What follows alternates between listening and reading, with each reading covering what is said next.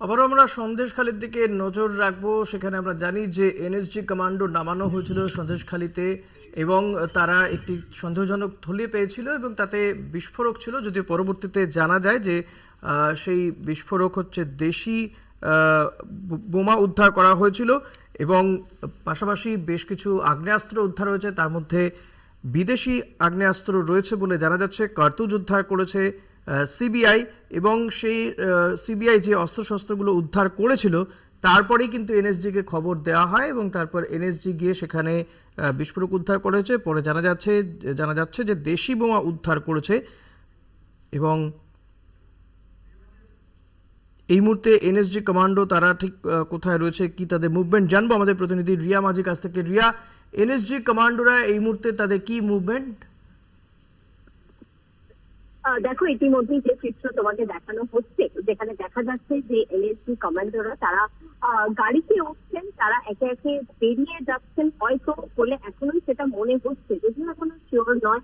এনএসজির তরফ থেকেও কিছু স্পষ্ট করে বলা হয়নি, তবে যেটা মনে করা হচ্ছে যে এনএসজি এবার তাদের অপারেশন শেষ করে হয়তো বেরিয়ে যাচ্ছে। কিন্তু এখনো যেটা দেখা যাচ্ছে যে সিবিআই কর্তারা তারা যে ভিতরে ছিলেন, অর্থাৎ যেই বাড়িটাতে সার্চ অপারেশন চালানো হচ্ছে বা যেই বাড়ি থেকে দেশি বিদেশি যে বন্দুক সহ একাধিক কার্তুজ পাওয়া গিয়েছে বা যেখানে এক্সপ্লোসিভ রয়েছে বলে এনএসজি কে ডাকা হয়েছিল, এনএসজি এসে যে ইতিমধ্যেই ওই সব এক্সপ্লোসিভ অর্থাৎ যে দেশি বোমা আছে বলে এমনটাই সিবিআই এর প্রেস রিলিজে উল্লেখ রয়েছে, সেই সব যে এক্সপ্লোসিভ সেগুলোকে কিন্তু 4টে এক্সপ্লোসিভ এখনো অব্দি তারা ডিস্ট্রয় করেছে বা ডিফিউজ করেছে।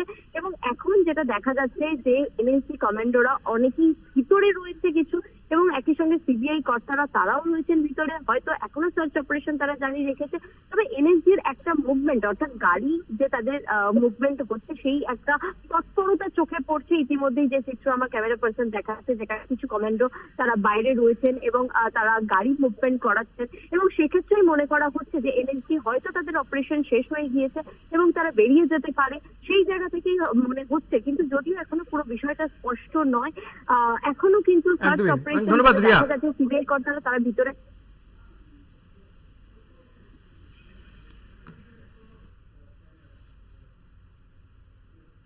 এখন এই পর্যন্তই। দেখতে থাকুন কলকাতা টিভি রাত দিন 7 দিন।